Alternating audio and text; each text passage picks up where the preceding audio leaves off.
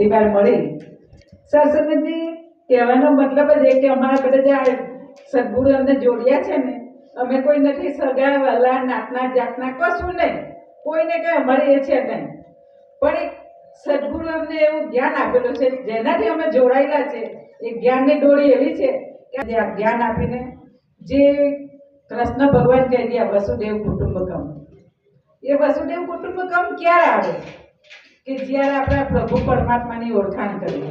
બધાએ કીધું, આપણે આજ સુધી સાંભળતા આવ્યા કે ભગવાનને કંઈક વાત કરીએ તો એને ઉપરવાળો જાણે.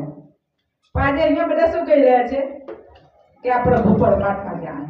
હવે તમે વિચાર કરો, હવે દાસી કહીને કે આ બધાને ઓળખે છે કારણ કે બધા મળે. પાછી જેમ જે રાજુભાઈના ઘરમાં થયા એ બેનને આજે દાસી પહેલી વાર મળી, હવે ઓળખી લીધા, ત્યાં બીજી વાર મળશે તો પહેલી કહેશે ને કે બેન જન્મી બનતા. એ જ વાત આવે છે કે પ્રભુ પરમાત્મા, અમારા મહાત્માજી એ જ કહી રહ્યા છે કે પહેલા પ્રભુ પરમાત્માને ઓળખો.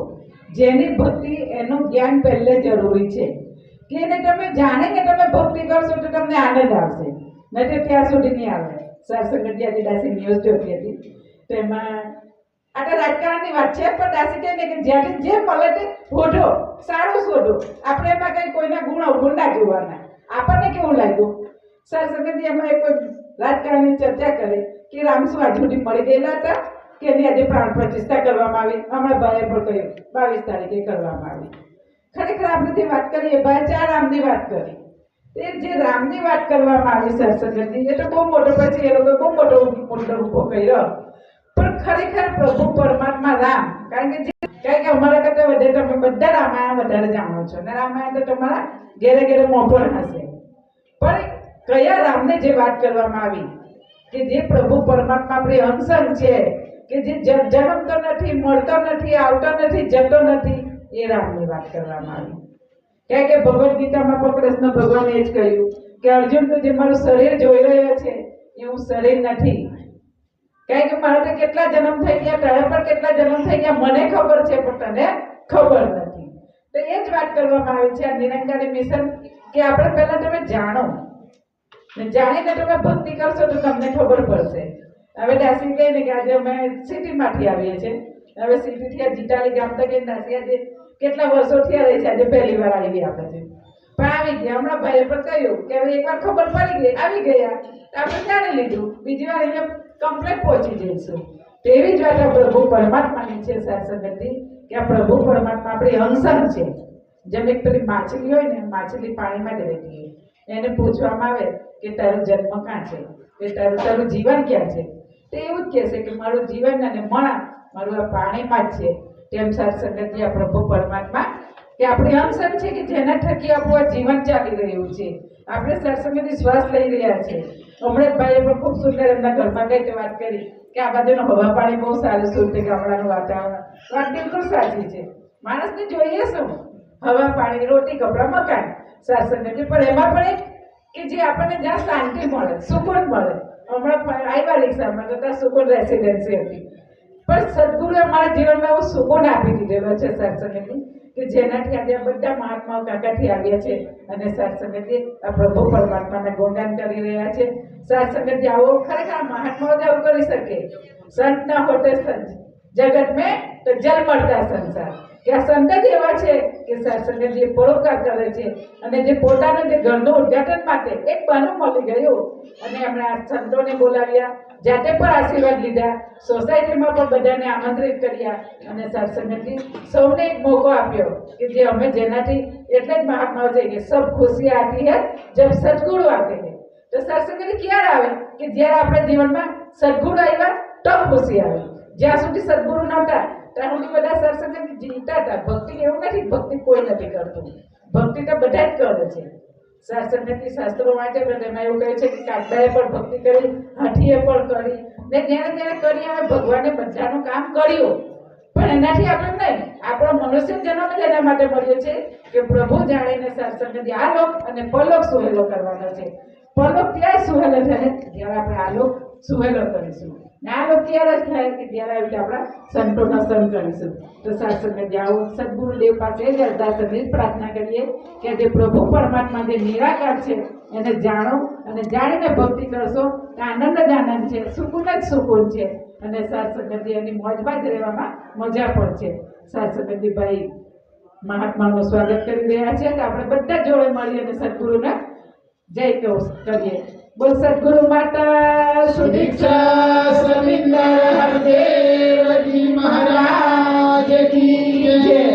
સાસંગજી એમના જીવનમાં પણ સદગુરુએ જે જ્ઞાન આપેલું છે એ જ્ઞાન બનેલું રહે, એ પ્રમાણે ભક્તિ પણ કરતા રહે અને એમની જે પણ મનની મનોકામના એ સદગુરુ પ્રભુ પરમાત્મા પૂરી કરે. આપ સંતો પણ મહાન છો સાસંગજી, આપ સમ્રત પણ છો કે જે સદગુરુના ચરણોમાં અરદાસ પ્રાર્થના કરશો એ કબૂલ કરશે. સાસંગજી પ્રેમથી બોલો.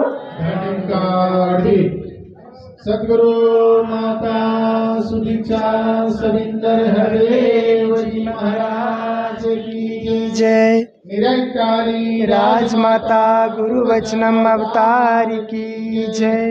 शास्त्री जी प्रेम से बोलिए. धन निरंकार जी. शास्त्री जी हम अभी अजीत जी से भजन श्रवण करेंगे और इनके बाद शास्त्री जो महात्मा आप सभी को आमंत्रित किए हैं तो राजू महात्मा जी आएंगे आपके सबक. तो चलिए सभी देख पा रहे सभी से बदल महापुरुषों नमस्कार के लिए जा रहे हैं. प्रेम से बोलिए. धन निरंकार जी. सभी महापुरुषों नमस्कार के लिए जा रहे हैं. तो चलिए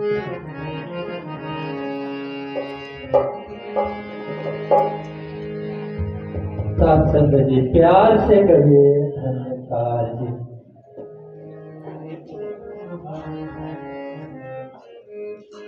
सत्संग जी दास से भजन रखता है, जो भी त्रुटियां हो क्षमा करना.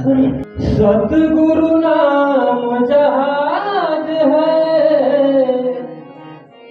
चढ़े से उतरे पार, जो श्रद्धा कर से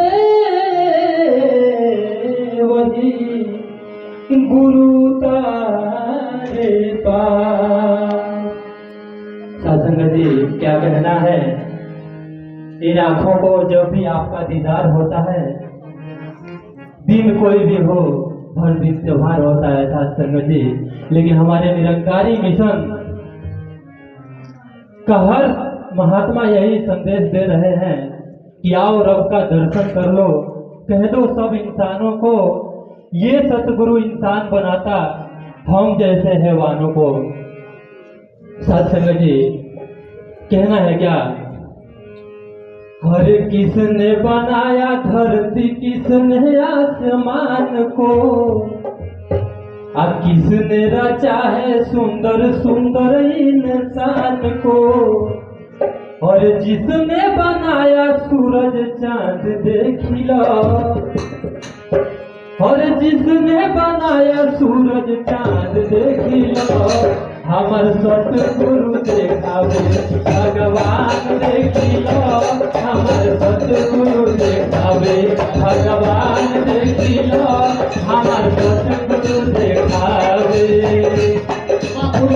किसने बनाया धरती, किसने आसमान को, किसने रचा है सुंदर सुंदर इंसान को, जिसने बनाया सूरज चांद देख लो, हमर सतगुरु देखावे, हमर सतगुरु देखावे भगवान देख लो, हमर सतगुरु देखावे.